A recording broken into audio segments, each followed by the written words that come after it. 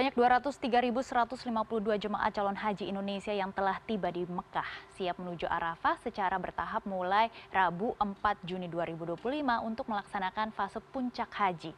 Dan sudah ada jurnalis senior CNN Indonesia Dewi Savitri dan produser lapangan CNN Indonesia Ari Fauzi di Mekah. Kita ke Dewi Savitri terlebih dahulu. Selamat pagi waktu Indonesia. Desaf, bagaimana situasi terkini dari para jemaah dari tempat Anda melaporkan, apakah masih tertahan dan belum juga berangkat menuju Arafah? Selamat pagi, Okti, Maggie. Selamat pagi CNN Indonesia di Jakarta dan di Indonesia. Seperti yang dapat Anda lihat saat ini, saya berada di belakang sekitar 600 jamaah yang masih menunggu keberangkatan ke lokasi Arafah pada pagi ini. Seharusnya seluruh proses keberangkatan ini sudah diselesaikan kemarin, minimal tadi malam. Tetapi sampai saat ini keberangkatan belum dapat dilaksanakan karena persoalan alat angkut, yaitu bus, dan kemudian persoalan ketersediaan tenda di Arafah. Sampai saat ini kita sudah mendengar setidak-tidaknya ratusan jamaah dari berbagai embarkasi pemberangkatan di seluruh Indonesia terlantar di lokasi di Arafah karena tidak kebagian tenda. Nah, sementara setidaknya ratusan lain itu sekarang sedang terlantar karena belum diangkut oleh bus. Jadi posisi kami, Maggie, sampai pagi ini adalah masih menunggu. Kabar baik yang kami terima adalah bahwa situasi kami sudah didengar oleh para pimpinan, baik di Jakarta maupun di Arab Saudi, dan karena itu sudah dieskalasi untuk mendapatkan solusi secepatnya. Dan kami mendengar kami sedang dikirim setidaknya 10 bus untuk mengangkut seluruh jamaah di sini. Mudah-mudahan ini segera terjadi. Karena bisa disaksikan secara langsung kondisi para jamaah tidak terlalu baik. Sebagian tentu saja cukup stres ya mendengar ini karena Arafah adalah hari puncak ritual haji setiap tahun dan ribuan orang sudah menunggu ini selama bertahun-tahun dan situasinya sekarang seperti ini. Maggie. Baik, Desaf, kami akan terus memantau apa saja solusi untuk jemaah Indonesia. Terima kasih, Desaf. Kami mengetahui Anda sedang menunggu bus yang akan menuju ke Arafah. Langsung saja kita beralih ke produser senior CNN Indonesia Ari Fauzi di Mekah. Selamat pagi menjelang siang waktu Indonesia. Ari, bisa Anda ceritakan situasi terkini puncak haji di Arafah?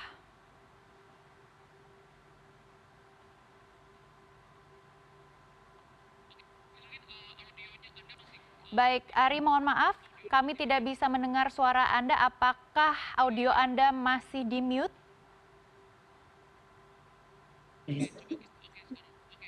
Masih ada. Baik, sudah terdengar. Silakan dengan laporan Anda. Oke, selamat pagi waktu Arab Saudi. Ya, siang nanti adalah termasuk rukun haji, yaitu wukuf di Arafah. Namun masih saja ada kendala-kendala yang akan melibatkan jemaah haji asal Indonesia. Yang pertama adalah pemberangkatan dari Mekah menuju ke Arafah sendiri. Lalu masalah tenda yang berada di Arafah. Berarti ada beberapa jemaah, ratusan jemaah yang belum mendapatkan tenda.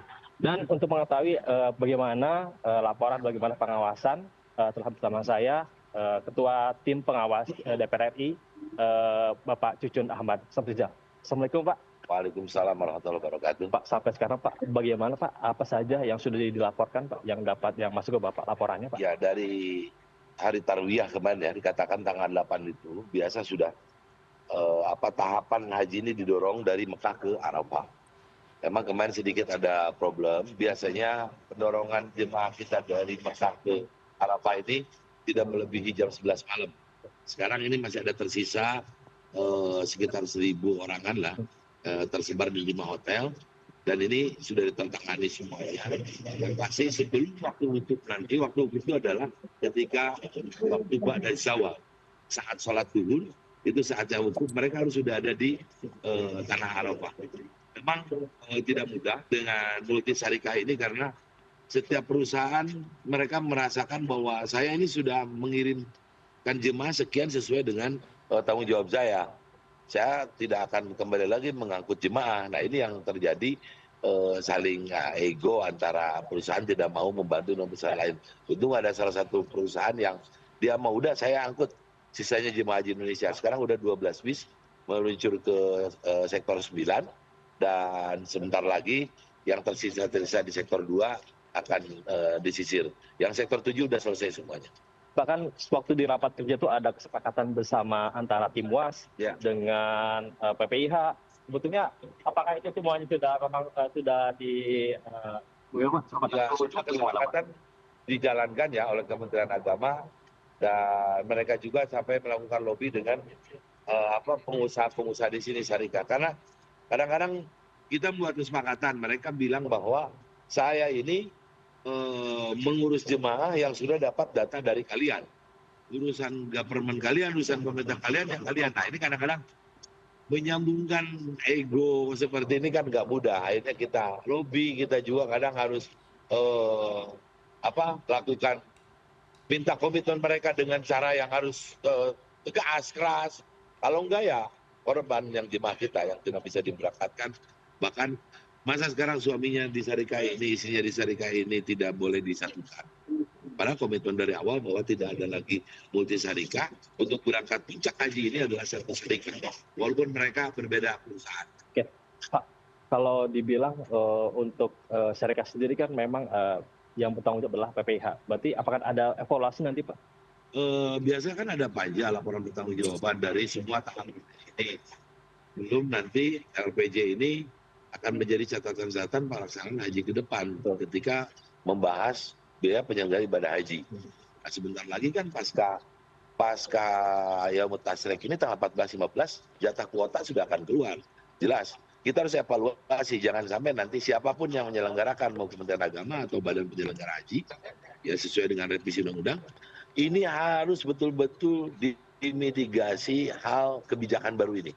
Dengan sistem e-hajj, manifest jemaah itu kan bukan di kita, malah di e-hajjnya Kementerian Haji Saudi.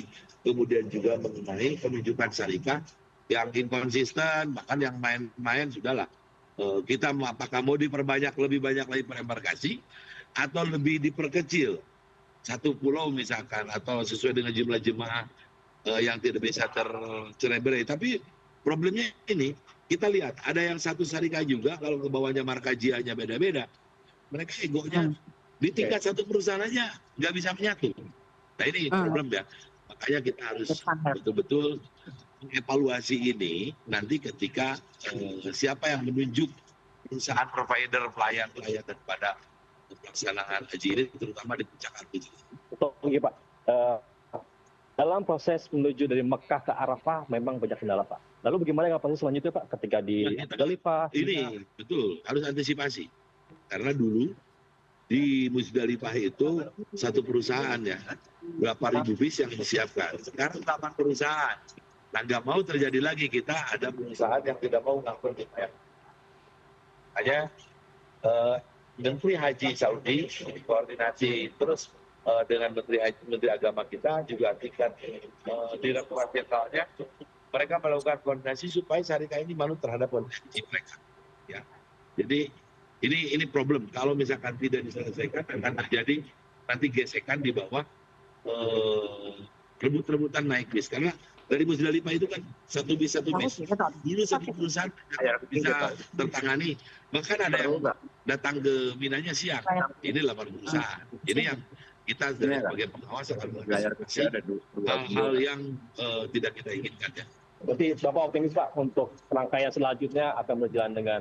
Saya belum bisa nyatakan optimis. Tetap kita pengawas itu harus memastikan. Makanya tadi saya minta simulasi sebelum berangkat nanti ke Musdalifah dan Mina. Baik, Pak. Terima kasih, Pak. Ya. Dan berikut dan tadi adalah wawancara saya dengan Ketua Tim WAS Haji DPR RI, Bapak Cucun Ahmad Samsudin. Dan kita kembali ke studio.